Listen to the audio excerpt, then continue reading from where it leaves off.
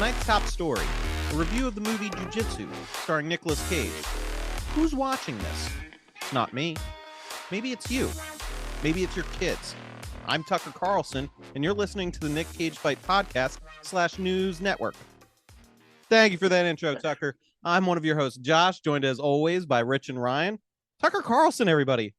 Fell on hard times. We got him for a steal. I'm gonna say, Tucker, how much was that? Like, how much of a cameo? Does Cameo exist still? Yeah, Cameo exists. That's how Tucker's. How much was that Cameo? How much did that set back the Nic Cage Fight Podcast bank account? Oh, I emptied the coffers for it. I mean, he was coming off of like an ungodly amount of millions from Fox, but you know, deeply discounted. If you look at it, we actually made money off that deal. Ah, perfect. But yeah, so yeah, we're here at the Nic Cage Fight Podcast to review the movie Jiu Jitsu, if you can call it a movie, a 2020 film rated R, clocking in at an excruciating hour and 42 minutes. And surprisingly not produced by Asylum, as I originally assumed while watching it. It would have been better if it was produced by Asylum. I went through their filmography on IMDb, and they've got some interesting stuff in the first 10 years that I might have to hunt down and subject myself to. There you go. This, I think we all subjected ourselves to something unique with this one. So let's hop into housekeeping, because it's kind of a weird one. First up, we have the director, Dimitri Logothetis. I don't know how to pronounce it. I'm really not sure. But Dimitri also directed kickboxer movies. I think there were at least 2 of them, including actually, those are entries 6 and 7 of a long-running series. Interesting. So that I think the production company that did this got together to do sequels to Kickboxer because the rights were so cheap. Huh. Well, that kind of tracks. But they also did Slaughterhouse Rock and The Lost Angel. Slaughterhouse Rock, okay, if I'm remembering correctly, because I did not write this down, but I thought it was very interesting, is like about somebody who has to go to Alcatraz and fight a ghost, I think. Yes, it is. Whew. So, on to writers. What? That sounds awesome. It does. It does sound interesting, and it's got cool cover art, so I might have to check that one out. But moving on to the writers. I'm sorry. For everybody at home, Ryan had to run and grab his copy of Slaughterhouse Rock to show all of us on camera, which of course you have that film. Absolutely. Bought it at a punk rock flea market from a bootlegger. Fantastic. So yeah, Dimitri also wrote this film, or co-wrote this film. He also wrote Kickboxer Retaliation and Kickboxer Vengeance. He wrote Slaughterhouse Rock and The Lost Angel. Oh shit, my bad. I'm sorry. I got myself mixed up in my notes. As far as Dimitri's directing credits are concerned, he did Kickboxer Retaliation, Cheyenne, Body Shot, and The Closer. So Slaughterhouse Rock, Lost Angel, and Kickboxer Retaliation and Vengeance were his writing credits. I apologize. So the next writer that we have that worked on this film was Jim McGrath, who worked on some of the same stuff as Dimitri, but also wrote for a bunch of TV, including Matlock, Over My Dead Body, Air America, Liberty's Kids. And he's actually a known playwright that has had plays produced in Trenton, New Jersey.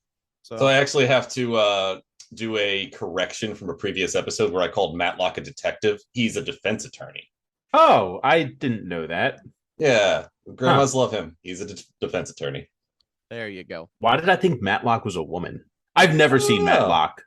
Am I thinking of Murder, She Wrote? I think you're thinking of Murder, She Wrote. You're thinking of Jessica Fletcher. The old lady who solves crimes. It's the same fucking show. It doesn't matter. And Matlock, I continually get confused with MacGyver. Ah, okay, that tracks. Like whenever I have to like put together some, goofy jury rigged system, I always say Matlock this.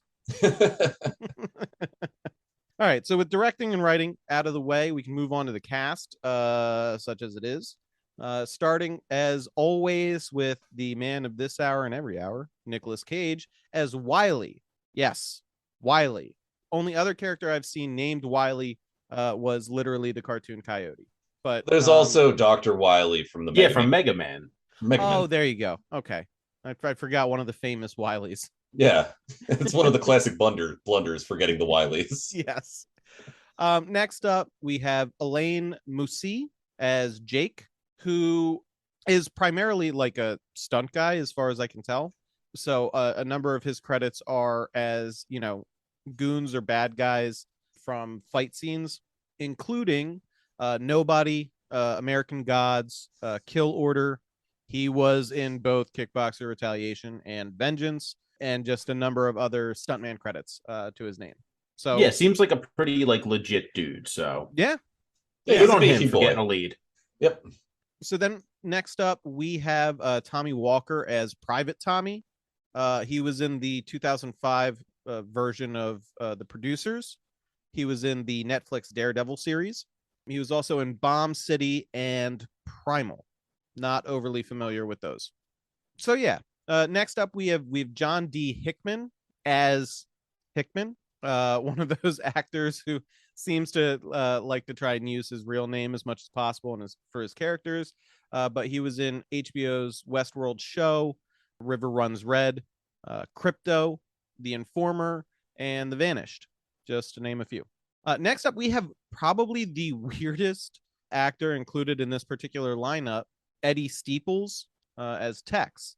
And Eddie Steeples has been in a number of things, but most people would probably recognize him from his role in My Name is Earl.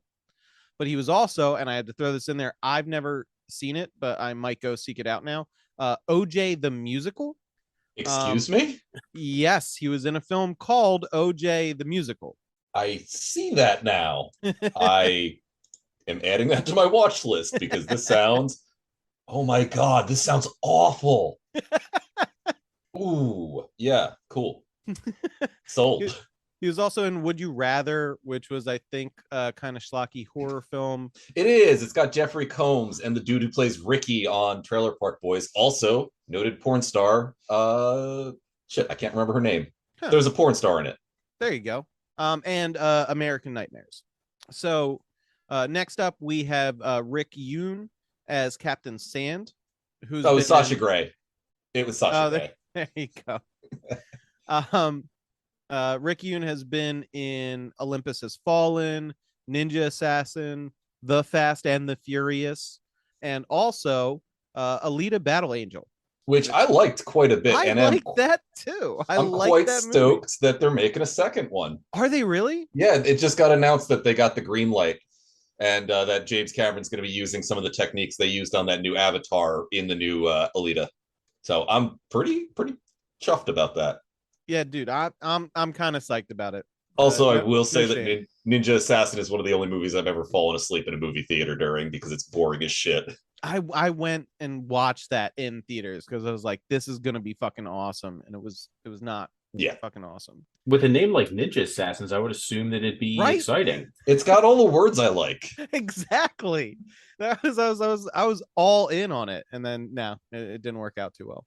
Next up, we have Frank Grillo as Harrigan, who plays Crossbones in the Marvel Cinematic Universe. He was in Purge Anarchy, which is a solid, not Punisher, but actually the Punisher movie.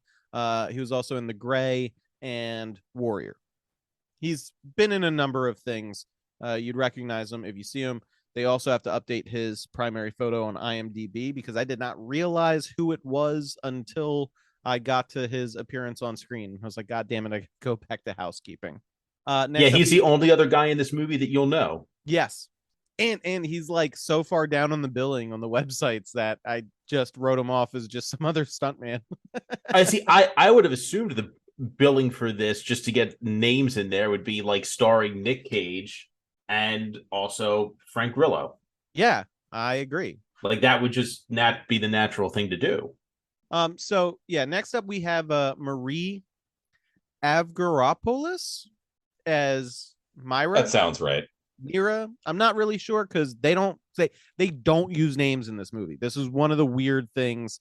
Very few characters have names that are used at all, and the ones that are used like maybe once or twice at most. But she was in The 100, The American In-Betweeners, which is this a second in a row? Yes. Yes, it is. Cool. Thought so. Tracers and 50-50, that movie with what's his name? Gordon Levitt. Oh yeah. I think that was it. Yeah, that's the one where they flip a coin and decide to get shot in the head, right? Yeah. It's about right. I love that movie. Yeah. It's very short. And last but certainly not least, we have Tony Jaa as Quang. They never use his name. They never use his at name all. But Tony Jaa is probably most famous from the Ong Bak movies. He was also in Furious 7. So we have 2 Fast and Furious franchise actors in this film. Hell yeah. He was also in Triple X Return of Xander Cage, and he was in the recent Monster Hunter film. Shout out the Protector. The Protector fucking rules. There you go. And he also was the stunt double for Liu Kang in Mortal Kombat Annihilation. Oh, is that what I was thinking of? I knew there was some kind of crossover. Yeah, there's our Mortal Kombat connection. Oh yeah, there it is. Yeah, because I think I don't know, because you guys were kind of roboting out on me for a little bit before I reset my internet. I enjoyed this movie in a way that I enjoy Mortal Kombat Annihilation, where I know it's bad, I know it's dog shit, but I still want to watch it a bunch of times. Yeah, but at least the extras in Mortal Kombat Annihilation know how to sell a hit.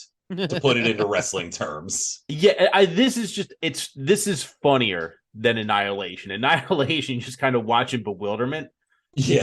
This I was laughing out loud during some of the scenes, and we will get to them when we get to them. Well, good, because here is everybody's chance to shout at me over whatever stunt person I left off this fucking list. And then we're gonna wrap up housekeeping. So I got nothing. There you go. I don't think I have anything. I think you named everyone that's a character in this movie. Not quite, but most of them.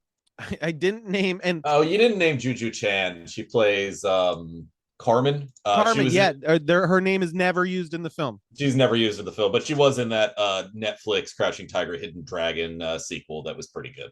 Okay. Yeah, I'm looking at it now. She has a number of what seemed to be like direct to video martial arts films and wuxia films. Yeah, which I respect that. I love a good like kung fu flick. Yeah, that's my bread and butter. Oh, and the one thing I wanted to say too, because again, you guys were roboting out during Ricky Yoon. He was in the absolute dog shit Tetris movie. Okay. Wait. No. I think it's the current TV series where they're explaining the history of like the development of Tetris. No, it was a show. I mean, it was a movie. I watched it. It's awful. It is the most rah-rah USA good, everybody else sucks, we're the best kind of movie. Okay. Wait, it's an Apple TV original? Yes, and it turns into a weird action movie at points. Where I'm just like, yo, I didn't come here for this. I came here because I wanted to know what happened with Tetris. Because I know it's got a wild backstory, but instead they give me car chases and stuff. I'll send you shootouts. I have a documentary about Tetris that's pretty good that I'll key you in on later. Is it the YouTube video by the gaming historian? Because he did like a 2-hour long one. It is that. Yes, it was very, very good. I love the gaming historian. Yeah, that was good stuff. I love a good specific weird niche nerd topic. You're like, I have a 2-hour documentary you have to watch, and somebody's like, is it on YouTube? And you're like, yeah, it's on YouTube. That's where the best documentarian work's being done right now. It's like, yeah, of course I've seen this. The famous documentarian, H Bomber guy. I mean, that's not far from the truth, honestly. Yeah, I mean, listen, he wrote 2 hours on the oomph sound, so that was actually 100% fascinating. I'm not even gonna lie. It really was. I've watched that video numerous times. I do like listening to him drone on about a video game and why it's good or why it's bad. But the oomph sound was genuinely fascinating because it was like a weird fraud caper. I don't know how it turned into that, but it did. And then of course the other one, supposed to be a video game review, but is kind of explodes into way more than that. The pathologic. I loved the pathologic video. So Anyway, there you go. I have since downloaded and played that game and did not get past day 2. Oh, it's fucking hard, man. Yeah, that game is hard as balls. He is not kidding. I don't know how he struggled through it to do that. Yeah, so H Bomber guy, maybe pay us for that advertising, or hey, there's a sponsorship deal or something. Just come on the pod. Come on the pod. Oh yeah, do a deep dive into one of these weirdo freak direct-to-DVD movies that we cover. I'm sure you'll find some strange narrative about an art heist or tax scheme. Who knows? I mean, I'll pay you. It won't be a lot, but I spent all the money, all the podcast money on the on Tucker Carlson. Yeah, no. That's what I'm saying. It won't be a lot. It'll be like the equivalent of like 2 McDonald's cheeseburgers, but like it's still money. I have an idea of how we can get more money to get him on the pod. I'm ready. We cut to an ad right now for goods and services and products, and we get a little bit of ad money to get him on the pod. How about that? Listen to these ads.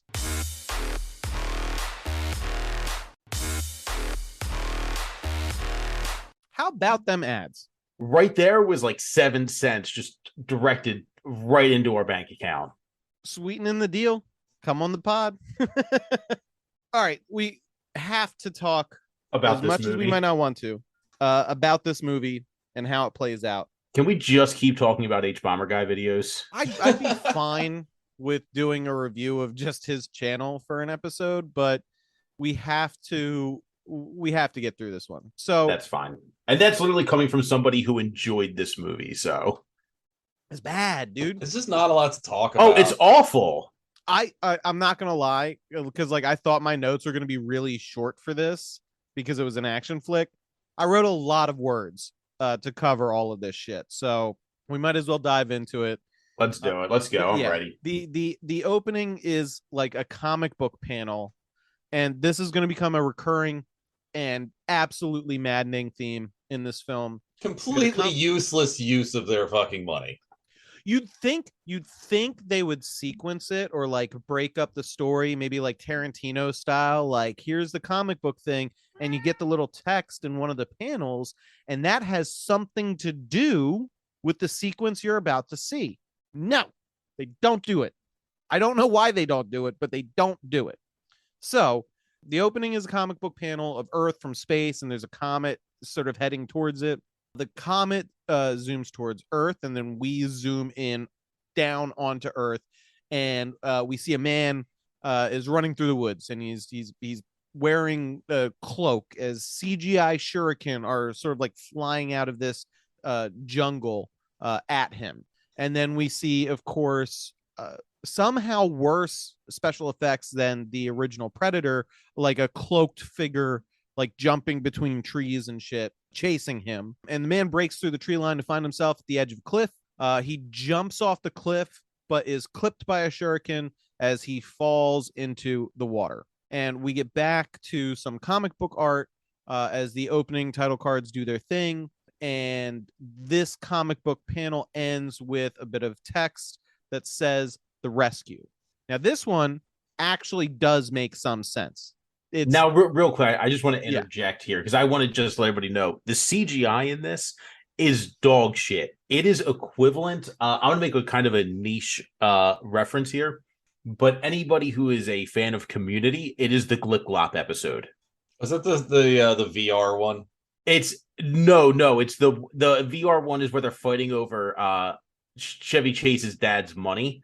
This is the one where they're filming a movie because they have some films of Chang who recently got famous. Oh yeah, and there's a character called Glip Glop who just like dances, and it looks awful, but it's a community college movie.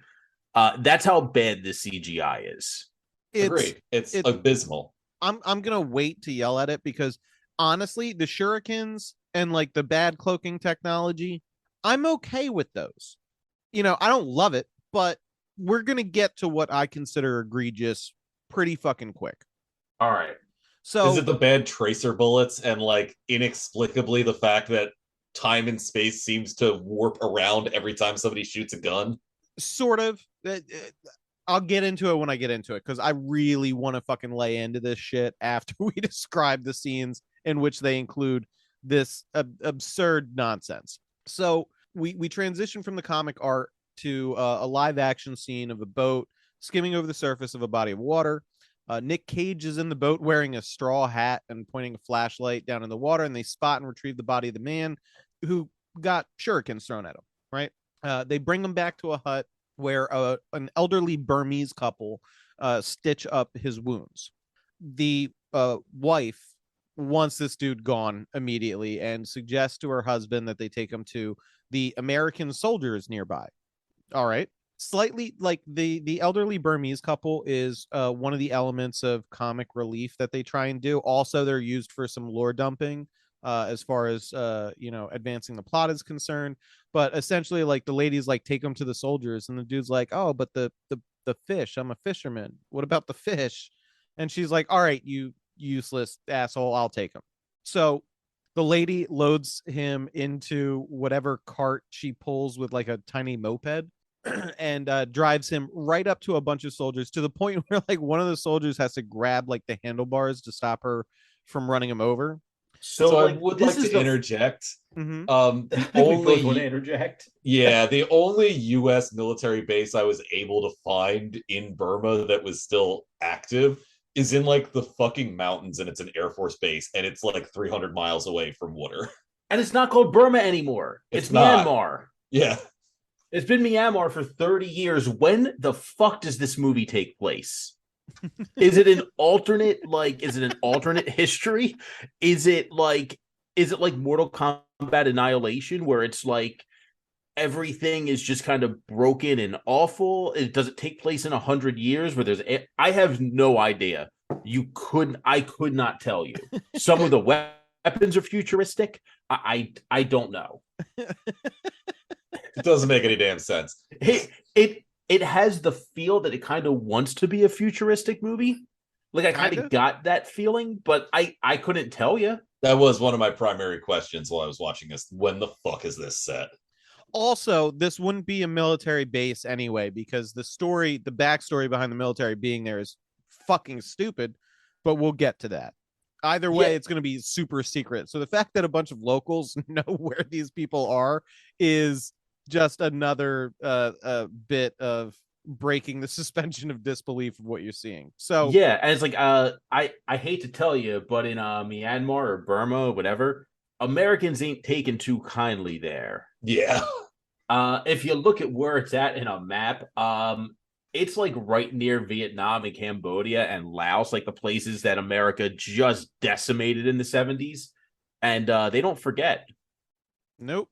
So when the old lady arrives to drop off this dude, which I do think that's really funny, like that's where they land, is like, this is just a weird buff white guy. He must belong to the American military people that are nearby.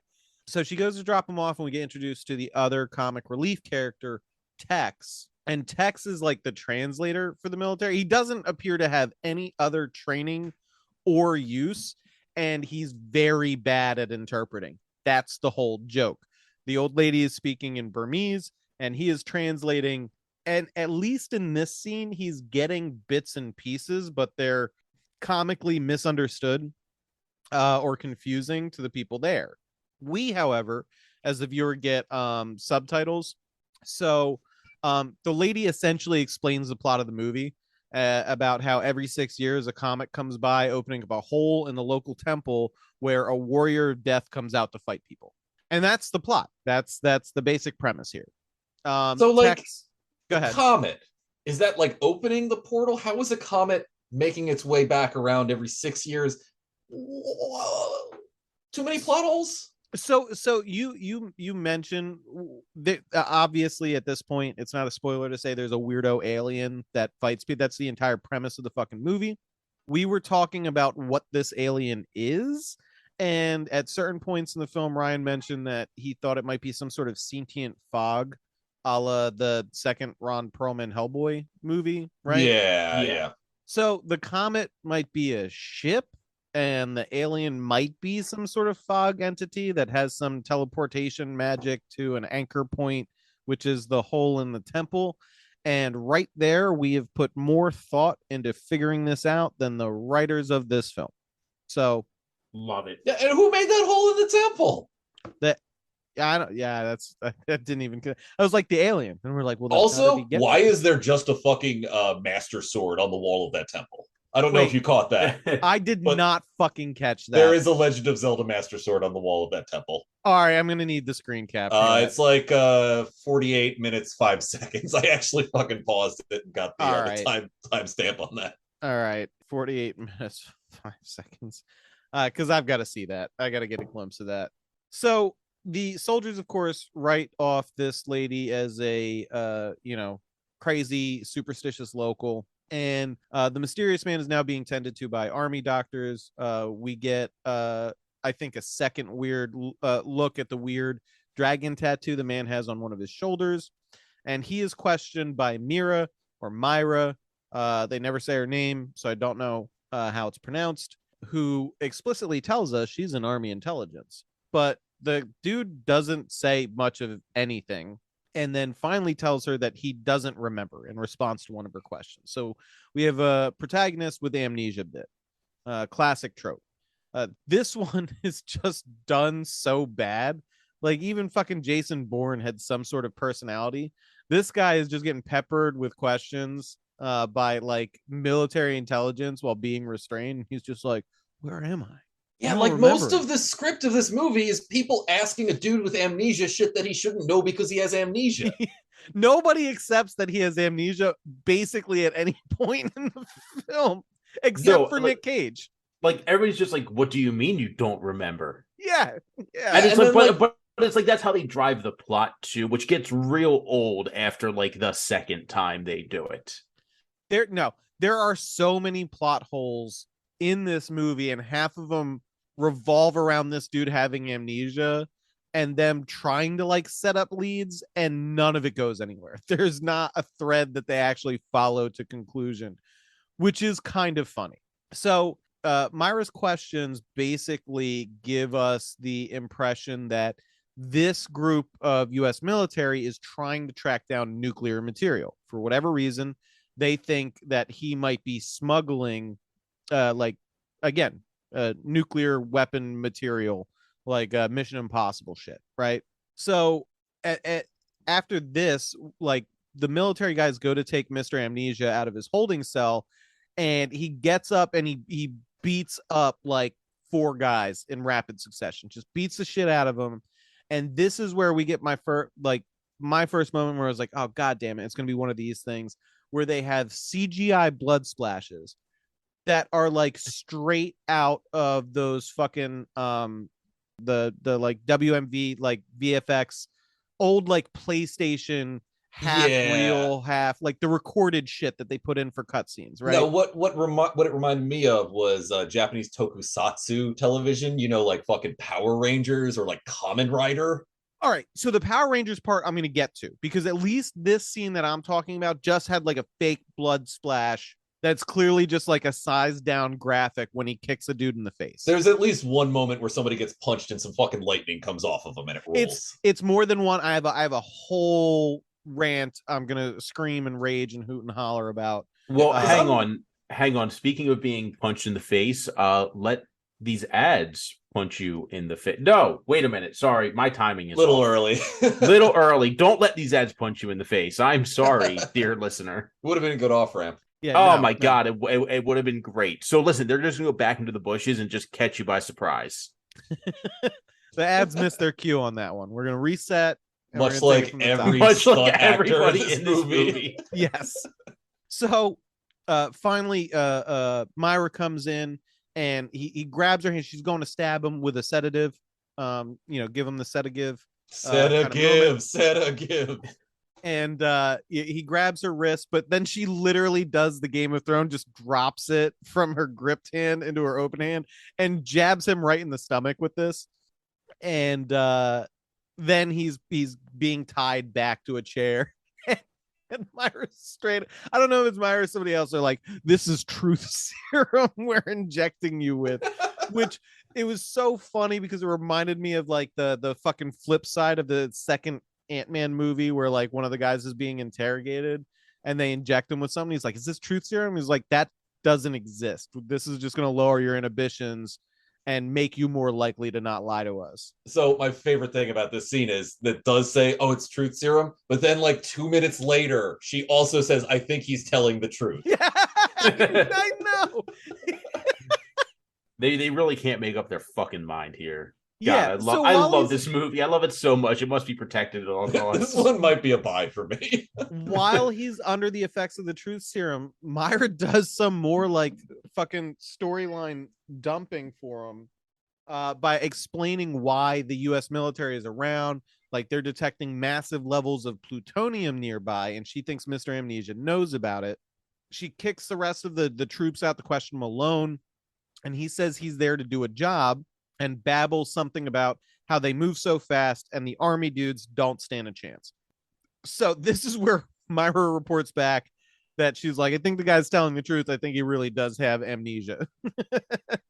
And then the insanity just keeps going. Like before you've digested the weird choice that they just made, they make another weird choice. Because Myra's like, we're going to change tactics. I'm going to take him out for some fresh air. So this dude who just put like 10 soldiers in the infirmary gets to walk around camp completely unrestrained. And I don't know why.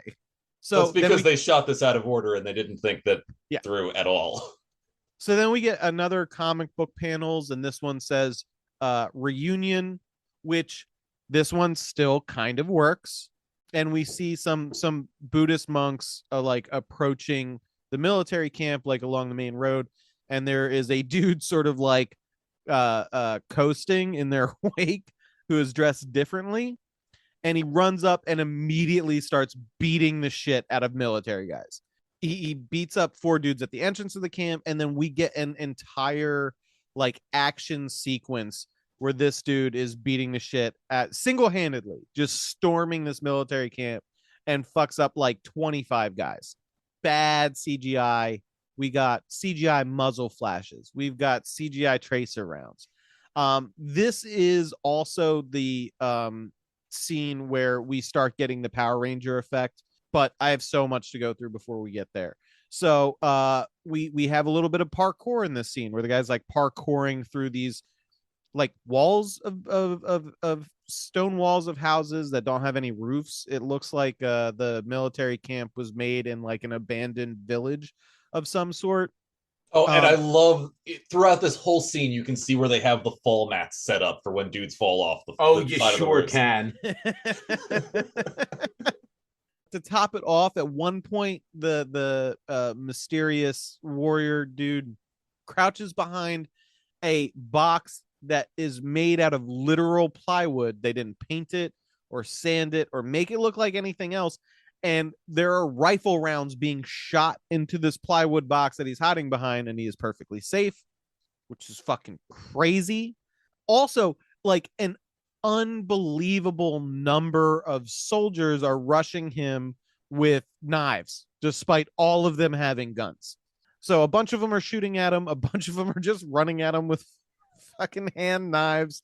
And then at one point, he literally leaps off of the roof of one building into a courtyard where like 8 fucking guys are shooting directly at him while he is in air.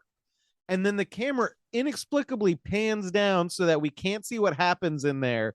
And then one of the soldiers gets kicked like out of the door that's set in the wall that the camera's just fucking looking at. It's specifically because they wanted to do this as a single take shot, like the beginning of the player, but they couldn't figure out how to do the natural, like hidden cuts that you kind of have to do when you're doing one of those.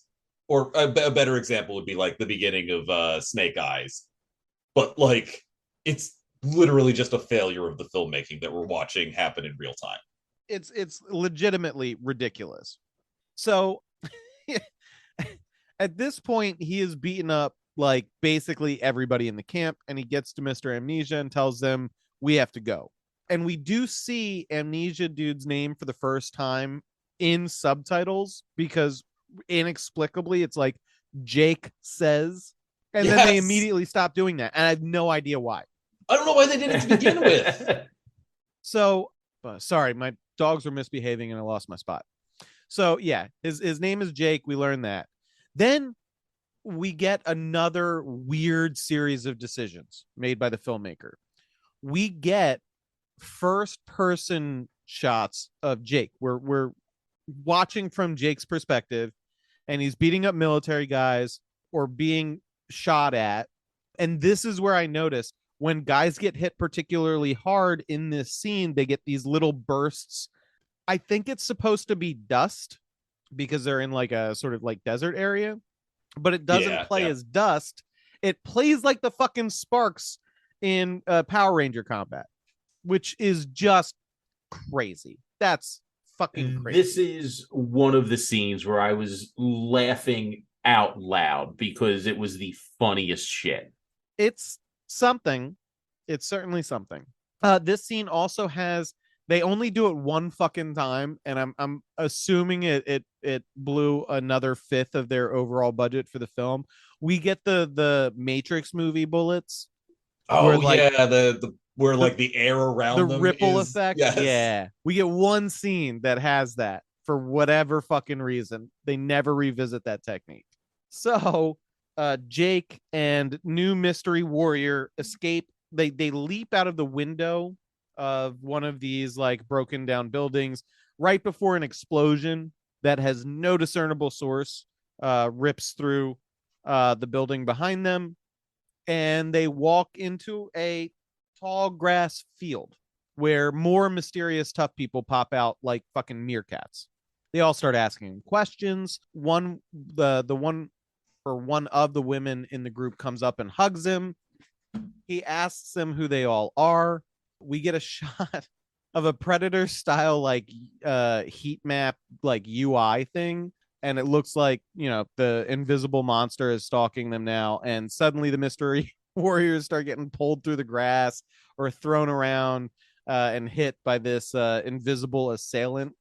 But the guy doesn't do anything else after that. They get tossed around, and then the group just like regroups. It's so good. Walks away. It's so fucking insane. It blows my mind. But remember those ads I was talking about like 10 minutes ago that I was early on? Well, they're back. Here they are. Oh.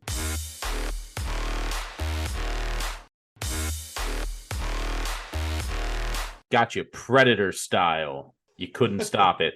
Those ads were just heat mapped out. Yeah, no one had the foresight to jump in some mud like Arnie. No, it was in your face. Go to BYU. Go buy some dick pills. Come to Lancaster. Come to Lancaster. Meet the Amish. Buy our furniture.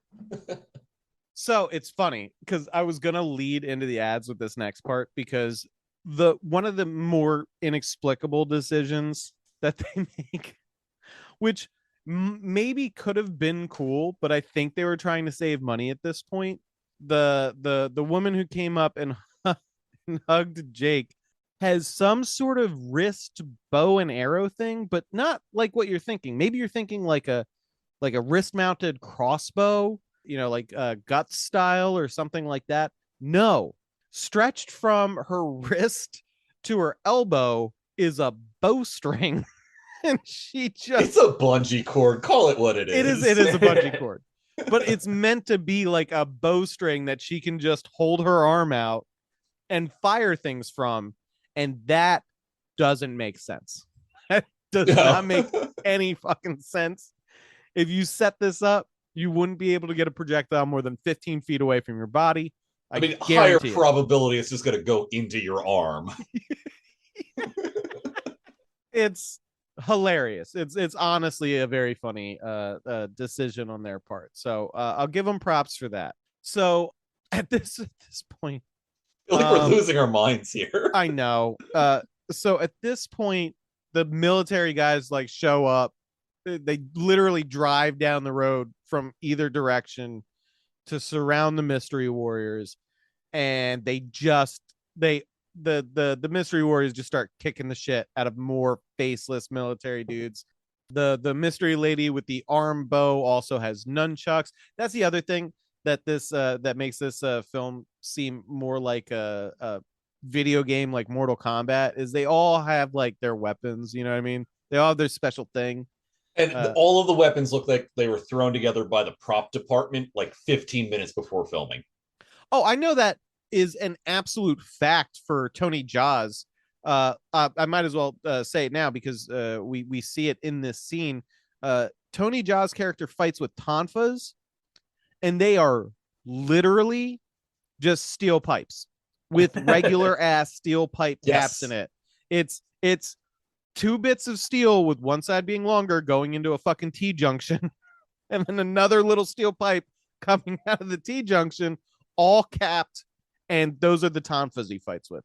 It's ridiculous, especially because of the fact that we'll eventually see like the group that they're in is supposed to be these like trained from birth warriors, and they have like these really esoteric weapons, and Tony Jaa's just fighting with literal lead pipes. So there's an explanation for that, not within the context of the film, but in the context of the filmmaking. All of those weapons that are on the walls that you see later in the movie were just brought by one of the stuntmen to fill up the walls, and they're all like replica prop shit that would not be functional even in a stunt capacity. It was just this dude's like fucking rumpus room's wall decorations. That's kind of funny. It also explains why there's a master sword. That does explain that. I still gotta fucking see that. So the mystery warrior from the Marvel universe fights with 2 knives. The one mystery warrior whose name does get used once, his name is Forbes, like the finance magazine, but he fights with a metal bow staff. And I think that's all of the ones that we see at this point and all of their special weapons. So none of the military people use the guns that they clearly have when they rolled onto the scene. And then we go back to the Predator heat map UI, and Jake gets zapped. In the grass, Myra and Tex are watching, and they come and grab Jake as his mystery warrior buddies keep beating the shit out of all of these military people. So Jake is back in the interrogation chair, and Myra asks him explicitly who those Jedi Knights were. So like weird. Also, by the way, I think this is the only pop culture reference that's actually uttered by a character in the movie. So this movie definitely came out after it is set after 1974. It's set in a universe where Jedi Knights are real. Oh, you mean a galaxy far, far away, a long time ago? Yes. This is actually Star Wars 10. So Jake tells her that they need to leave, and Myra apparently agrees and is somehow now like in charge of the whole military operation. Maybe she was in the beginning. I don't know why she was reporting to people, but she basically says what I say goes here. So they leave. We get more comic panels and a segment. This segment of comic panels is called Brax. So we get a bunch of military dudes walking through the jungle, and the Predator UI pops up to let us know the alien thing is hunting them. Jake is once again completely unrestrained by the military that he just beat up to escape from, beat up when they tried to recapture him, and they only recaptured him because he got alien zapped. I don't understand the security priorities for this group of U.S. military members, but it seems lax. So some of the military guys off screen, of course, start screaming, and then cue CGI shurikens, bad invisible monster jumping around, and very bad CGI muzzle flashes. Tex is continuing to do his comic relief where he tries to run away. This is also the point in the film where they did the weird first person shit, and I have so many things to complain about. I don't think I mentioned this. When we had the first person Jake camera, at like 2 or 3 points in that sequence, inexplicably, the POV camera just drops and Jake runs onto screen to do like a kickflip or something. And then the POV picks back up with him several times. I don't know what they were thinking. In this scene, they decided to fuck around with the like where the camera is like mounted to the actor's like waist and pointing at their face, and they do this with like 3 or 4 people to just have them like running. You just get that weird bobble. Don't understand it. I think this was mostly shot on a GoPro. Maybe. However, we do get to actually see the weird predator alien for the first time. We've got some bad CGI on his faceplate, but it's a rubber suit monster.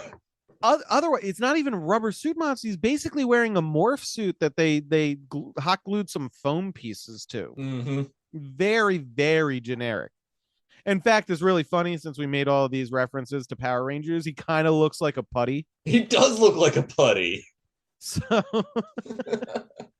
he decloaks to fight Captain San, and San, to his credit at least, picks up a fucking saw and just unloads point blank on this alien, and it chews up the alien really good, and like the blue spark goes out of the faceplate, and then Tex, the comic relief, runs up and is ecstatic, thinking they're saved, but of course the alien heals and blows up the saw with some sort of hand weapon or projectile firing wrist, whatever. The movie doesn't care. You shouldn't either. And so Captain Sand stabs him in the chest, but the alien dude reveals another power and just magma hands Sand's chest until he collapses. He's got that hot hand extension on the fucking Pro Tools. Yes, indeed. So this is the first comic panel where it seems disconnected, but they'll explain it later. I don't know why they didn't hit that in this scene, but we get another comic panel scene, and this segment is titled Rabbit Hole, and this is where they really stop giving a shit about syncing up what the comic panels say in them with what actually happens in the next scene. So Jake and Myra run through the jungle, and Jake falls down. He just falls into a hole. And at the bottom of this hole is like a weird cave where a man lives. But we do cut back to Myra just long enough to see her get hit in the chest with a fucking shuriken. The scene is like 1.5 seconds long. And Myra's fucking dead. This is her death scene. She's gone from the movie from this point on. The person who, like, in a normal movie would be the love interest. I thought she was going to make a comeback at several points in this film, but no, she is fucking straight dead, done. End of Myra. Thanks for coming out. Here's your plane ticket home. Done. Completely unceremoniously. And you got your payday. With no emotion built up from the audience. I didn't give a fuck. I just thought it was going to be like a reversal and they were going to bring her back. No, she was dead. And even when I realized they weren't going to bring her back, I was like, I still don't care. This is the most unceremonious death I've seen in a film that I can remember in quite some time. Hilarious. No, I didn't care about any of these characters. No. Outside of the one that's about to be introduced, I'm sure. He is the only careable character. We didn't know most of their names. The movie has no interest in getting you invested in any of these fucking characters at all. Yeah, I think it's just I think it's they're trying to be like an homage to a kung fu movie where the only thing that matters is like the action, but the action sucks. Even kung fu movies like name main protagonists and antagonists and like supporting cast where you're supposed to give a shit when they lose. This movie's like, nobody fucking cares. It smacks more of like a Rob Liefeld comic, where the important thing is that something cool-ish is happening in frame, but the actual backstory is told through fucking like interviews with the creator. Like that sounds awful. Yeah, no, that's like the majority of early 90s comics. Like you get more backstory from the trading cards that you buy at the corner store than you get from the actual comic book. Oh, man, I remember those trading cards. Those were great. Those were great. So, yeah, Myra's done, dead. We hardly knew her. And I was about to ask, like, she doesn't come back, right? Like, she's dead as shit. Not. I thought she was going to come back because of the fact that her death scene was Jake falls in a hole, camera pans back up. Myra, this happens in 1.5 seconds. She looks up, gets hit dead center in the chest with a shuriken, and we're back to Jake. Myra's dead. That's it. Nobody fucking cares. And now we're about to be introduced to not only the best character in this film, but the best actor in this film. And I think this is where we're going to cut episode 1. It's a good. It's a good fair. point. It's a good stopping point. It's a cageless cage fight. Oh no, we did have that one shot of him at the very beginning. Yes, it's a bit of a cliffhanger. We've given you a lot of bad things about this movie to digest, so think on that while you're waiting for the next episode. Well, hang on. So, because I just kind of noticed this, I never looked at the movie poster. The movie poster is Nic Cage and Tony Jaa, and like way off in the bottom corner is your lead, Elaine Moussi, which is just very, very funny to me. Also, they spent $25 million on this movie. Do you want to know how much they made in the box office? Yes. This was actually released in theaters? It was. Oh my god. Do we have any guesses? I don't want to know. Like $7. Really? Also, looking at the Chinese poster for this, Elaine Moussi isn't even on it. Nice. $99,000. That's some walking around money. They spent $25 million.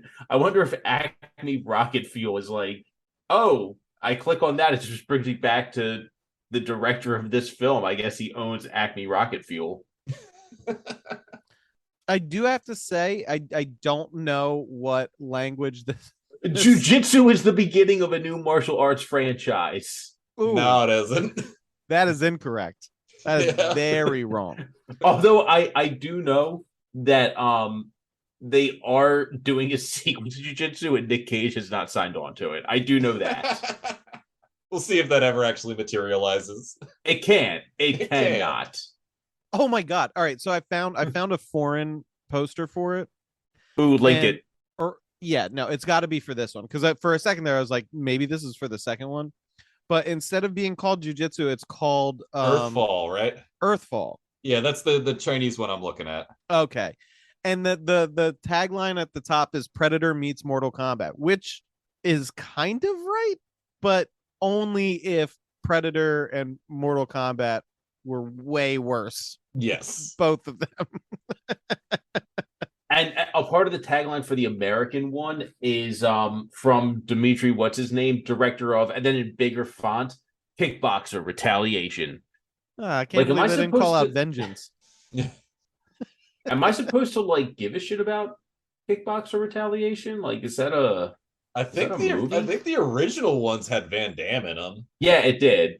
Okay. I don't think the sequel, like the 7 and 8, did. Kickboxer franchise. Kickboxer Retaliation. Oh, no wonder I've never seen it or heard of it. It made $100,000. How is this dude not broke? Who is funding these? Like, the guy who directed this movie directed all the Kickboxers. Or, well, the modern Kickboxers. The two Kickboxers when they bought the very cheap rights because Van Damme wasn't going to be in them anymore since the 90s. And the one that's coming out, Kickboxer Armageddon.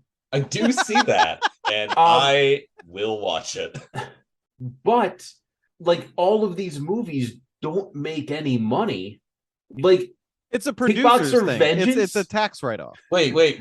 Van Damme actually was in Retaliation? What the fuck? Yes. Christopher fucking Lambert was in this? It made $287. The Highlander? It made $287,000. Oh, well, look at this. I mean, Tyson, what are you doing here? Dave Bautista. Tyson's in it. The Disney chick that got canceled. Wait, which one? Which one? The one in the Joe Biden movie that we all need to watch. I'm still gonna need more context. Carano. Oh, Gina Carano. Okay. Oh, okay. All right. So that's a little bit different. That's you said Disney, and I realize, but like Disney literally put a bunch of stars on the map. Gina Carano was not one of them. Well, no, she was a fighting person. Yeah, that's correct. She was a kick fighter. All right. Yeah. So in the meantime, follow us on social media. You can find us on Twitter at cagefight_pod. We also have a Patreon, which can be found at patreon.com/Nic Cage Fight, where we will be watching The Wrestler. I think actually now we do have to, because I remember last episode Ryan said that he actually bought the DVD. So I found it at a Goodwill. I couldn't. Our time has run out. We need to watch it. It's coming. We soon. need to knock out some Patreon episodes anyway. Yeah, I mean, we said it's coming soon. It's coming soon. So yeah, that'll do it for us this time. Thanks. Thank you for tuning in, listeners. And until next time, take care of yourselves and each other. Thanks, Tucker.